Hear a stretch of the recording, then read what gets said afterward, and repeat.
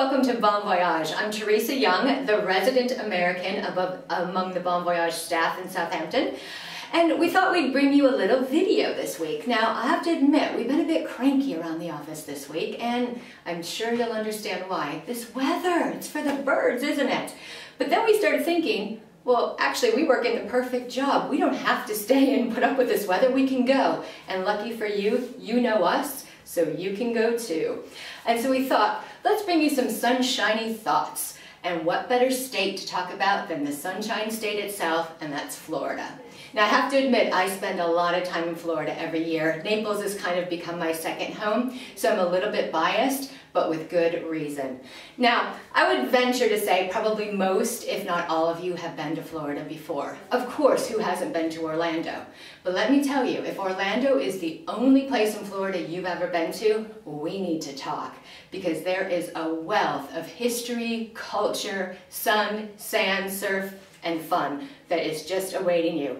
And I can promise you right now, by this time next week, I can have you on a beach if that's where you'd like to be. So let's talk about those Florida beaches. Outside of Orlando and Mickey Mouse, the beaches are probably what Florida is known for most.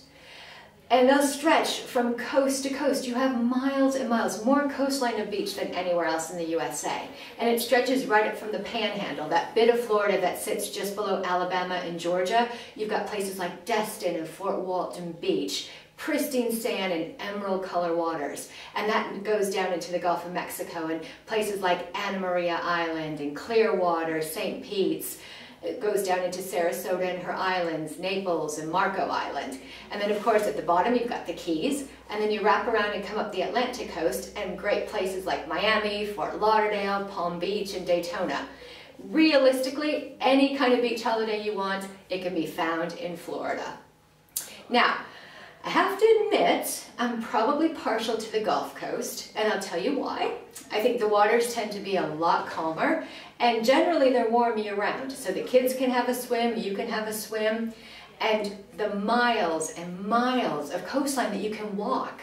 And when you get up further north, places like Anna Maria Island, Caladesi, those kind of areas, there's no high-rises around. So you're literally, it's old Florida. It's rugged, but gentle, and just absolutely beautiful. And some of the best shells you are ever going to find anywhere.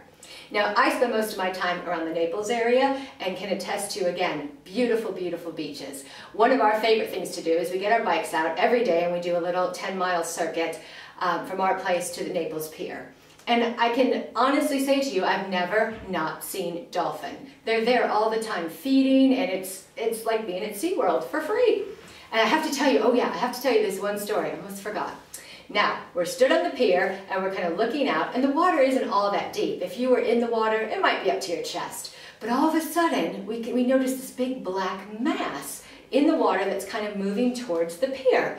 And we just can't figure out for the life of us what it could possibly be. And this mass is as long as you could see, but probably maybe 20 foot wide. And as it got closer and closer and closer, and you look down, all of a sudden you could see it was a school of stingray. There had to be thousands of them, and they were just gently float. It almost looked like they were just floating in the water, and they were huge. And I've never seen anything like it, not in nature as it's intended, outside of a zoo. It was fascinating, and these are the sorts of special little moments that the Florida beaches have to offer. So that was just a taster. I know you'll find this very hard to believe, but I could talk for hours about my experiences on Florida's beaches.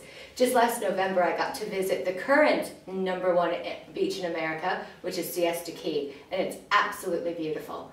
But I'm not going to take more of your time today. I think what we'll do is come back to you maybe in a week's time with some more lovely information on Florida. Possibly next time we'll get off the beach, we'll get out of the theme parks, and we'll talk about the history and culture that is available throughout the cities in Florida, because there's a lot of it and I bet you don't even know. Now, if you're a little bit interested, which I hope you are, and you want to know more, we actually do a Florida Untold Story brochure full of pictures and informative information on all the non-Orlando destinations within Florida.